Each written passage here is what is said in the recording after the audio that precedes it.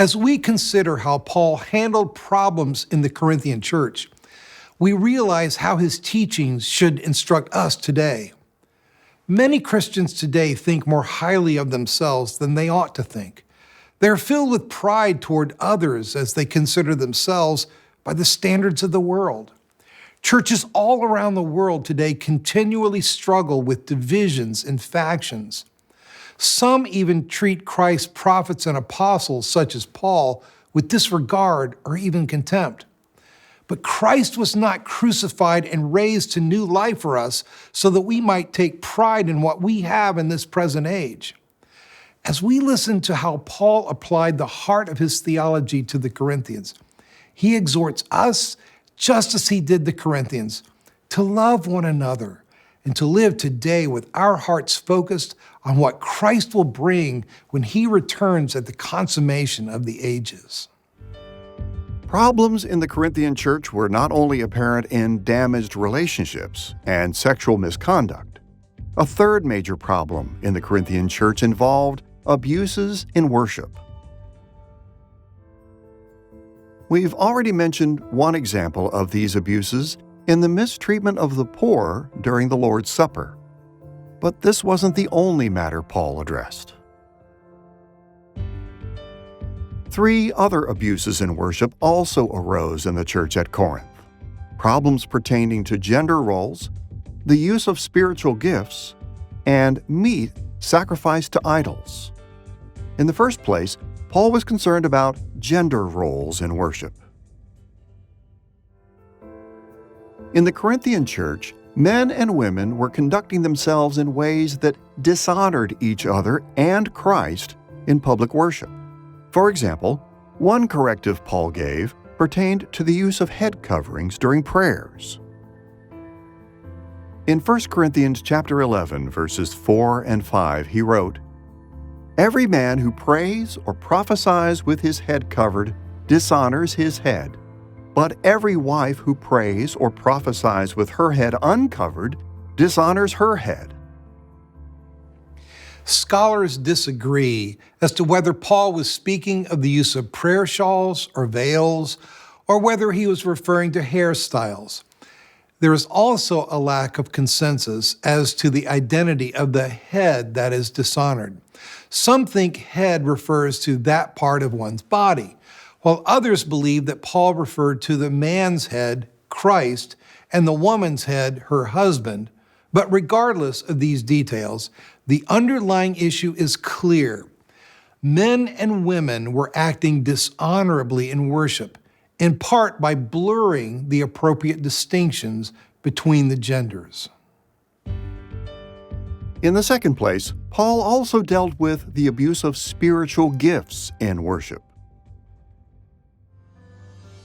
Evidently, many Corinthian believers possessed spectacular, even miraculous gifts such as tongues and prophecy, and they exercised them in ways that led to disorder in worship. In 1 Corinthians chapter 14, verses 26 through 33, Paul addressed the situation this way. Each one has a hymn, a lesson, a revelation, a tongue, or an interpretation. If any speak in a tongue, let there be only 2 or at most 3, and each in turn, and let someone interpret. Let 2 or 3 prophets speak, and let the others weigh what is said. If a revelation is made to another sitting there, let the first be silent. For God is not a God of confusion, but of peace. From Paul's words here, it would appear that worship services in Corinth were confusing and disorderly because many people spoke at the same time. Paul insisted that unless believers are able to listen to one another, they do not benefit from the words the Spirit has given. In the third place, we should mention the issue of food sacrificed to idols. In the ancient world, much of the meat sold in the marketplace had previously been sacrificed or devoted to an idol. Often, meals could be obtained directly from pagan temples. Now, Paul insisted that pagan worship practices did not taint the meat. and that Christians could eat this food as long as they did not do it as an act of pagan worship. But he also warned believers to be very careful in how they handled food offered to idols. He addressed this issue in 1 Corinthians chapter 8, verse 7. Some, through former association with idols, eat food as really offered to an idol, and their conscience, being weak, is defiled. Put simply, by eating meat that had been sacrificed to idols, immature Christians with weak understanding were mixing the worship of Christ with the worship of pagan gods. Paul also pointed out that even mature believers sinned if, by eating this meat, they added to their weaker brothers' confusion. As he wrote in 1 Corinthians chapter 8, verses 10 through 12, "If anyone sees you who have knowledge eating in an idol's temple, will he not be encouraged, if his conscience is weak, to eat food offered to idols? Thus, sinning against your brothers and wounding their conscience when it is weak, you sin against Christ."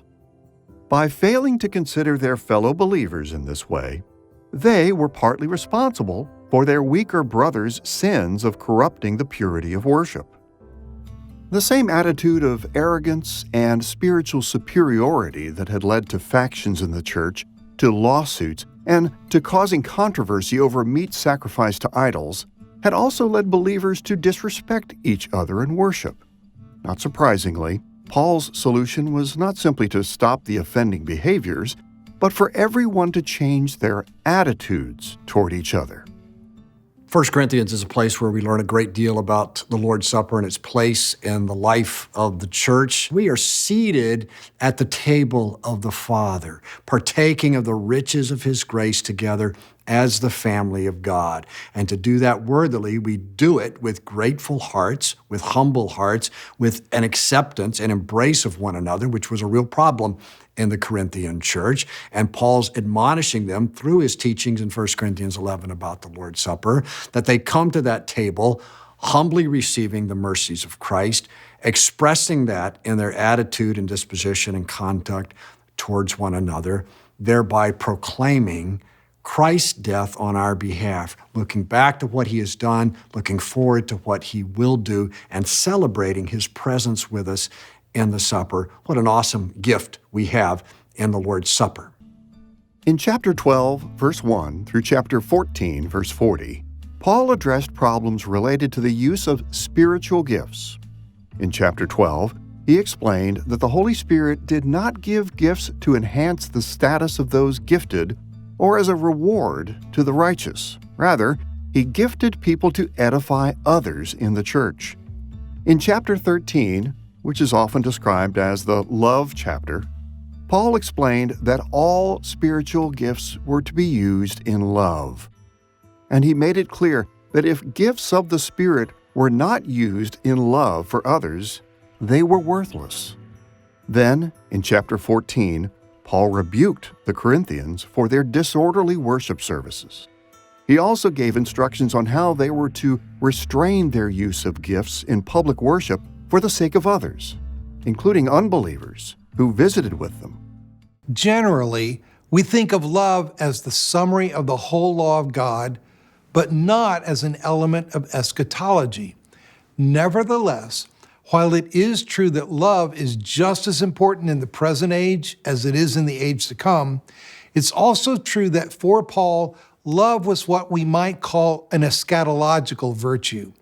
That is to say, it was a key element in his theology of the last days.